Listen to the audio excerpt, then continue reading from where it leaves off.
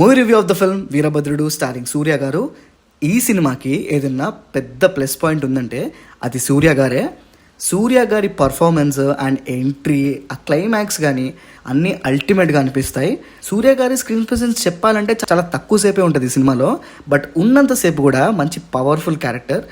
కాకపోతే ఎక్కడో ఆ పవర్ఫుల్ క్యారెక్టర్ వల్లనే ఈ సినిమా స్టోరీ ప్రాబ్లంలో పడిందేమో అని ఫీలింగ్. సరే, ఇంకా సినిమా స్టార్ట్ అవ్వడం ఒక మంచి గ్రౌండెడ్ పాయింట్ మీదనే స్టార్ట్ అవుతుంది. ఇంట్రెస్టింగ్గా ఒక డిఫరెంట్ కేస్ ఫీలింగ్ వస్తుంది. మీరు ట్రైలర్లో చూసినట్టుగా ఒక కోర్టు ఉంటుంది. ఆ కోర్టులో కరెక్ట్గా న్యాయం జరగకపోవడం, ఆ న్యాయం కోసం వచ్చిన ఒక ఫాదర్ అండ్ డాటర్ స్టోరీతో స్టార్ట్ అవుతుంది సినిమా. సో సినిమా నడుస్తున్న కొద్దీ సూర్య గారి ఎంట్రీ కోసం వెయిట్ చేస్తుంటాం, కానీ సినిమా స్టార్ట్ అయ్యి 30 నిమిషాలు దాటినా కూడా సూర్య గారు ఇంకా రారు. ఎందుకంటే దాని వెనకాల ఒక చిన్న పాయింట్ కూడా ఉంటుంది. సరే, అంతా బాగానే వెళ్తుంది అన్నప్పుడు ఇంటర్వెల్ టైంకి సినిమా అయిపోయిందండి. యాక్చువల్లీ అయిపోయింది. సెకండ్ హాఫ్ నాకు అసలు ఏం స్టోరీ ఏం లేకుండా సీన్స్ తోటి లాగేశారనే ఫీలింగ్ వచ్చింది. ఆర్జే బాలాజీ గారు ఈ సినిమా ఫస్ట్ హాఫ్ వరకు రాసుకున్న స్టోరీకి సెకండ్ హాఫ్లో జరిగేదానికి ఎటువంటి సంబంధం లేదనే ఫీలింగ్ వస్తుంది. సూపర్ న్యాచురల్ ఎలిమెంట్ని తీసుకున్నారు, దాన్ని డీల్ చేసినప్పుడు ఆ ఇంటరాక్షన్ సీన్స్ ఏవైతే ఉంటాయో అవి బాగానే ఉంటాయి, కానీ తర్వాత జరిగేది ఏది కొంచెం కూడా లాజికల్గా అనిపించదు. దేవుడి ముందు ఏ విలన్ అయినా కూడా చిన్నగానే అనిపిస్తాడు. సో ఆర్జే బాలాజీ గారే ఈ సినిమాకి డైరెక్షన్ అండ్ దాంతోపాటు విలన్గా కూడా యాక్ట్ చేశారు.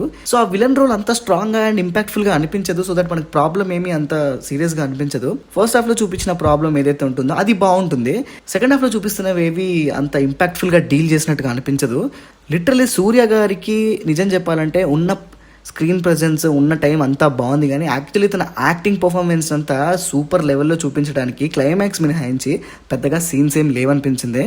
అంటే చాలా ఇబ్బంది పెట్టే విషయం ఏంటంటే ఫస్ట్ హాఫ్లో ఒక ఎమోషనల్ పాయింట్ చూపిస్తారు, ఒక ఎమోషనల్ విషయం జరుగుతుంది.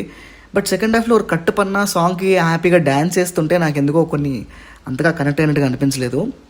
మాస్ సినిమాలు ఎంజాయ్ చేసే వాళ్ళకి నచ్చేటట్టు కొన్ని సీన్స్ ఉన్నాయి, కానీ మిగిలిన విషయాలన్నింటిలో అంత గ్రేట్గా వర్కౌట్ అయినట్టుగా అనిపించలేదు. మెయిన్గా విలన్ క్యారెక్టర్, ఆ విలన్ క్యారెక్టర్ ఒక క్యారెక్టరిస్టిక్స్ ఏవైతే ఉన్నాయో వాటికి అసలు ఆ విలన్ క్యారెక్టర్కే క్లారిటీ ఉండదనే ఫీలింగ్ ఉంటుంది. ఇంకా టెక్నికల్ విషయాలు మాట్లాడుకుంటే టెక్నికల్గా ఈ సినిమా బాగుంది. సినిమాటోగ్రఫీ కానీ మ్యూజిక్ కానీ అంతా బాగుంది. మ్యూజిక్ కొంచెం లౌడ్గా అనిపించింది.